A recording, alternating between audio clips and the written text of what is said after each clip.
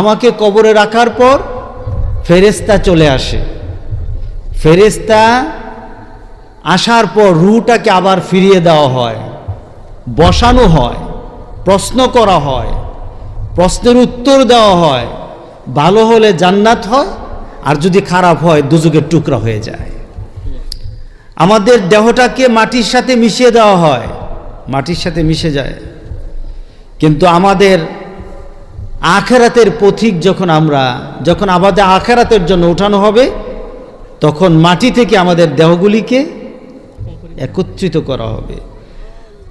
আপনাদের যে কবরস্থানের জন্য দোয়া করছেন, বাসির জন্য দোয়া করছেন, ওনাদেরকে কবরে রাখার সময় কি বলছিলেন বলেন তো?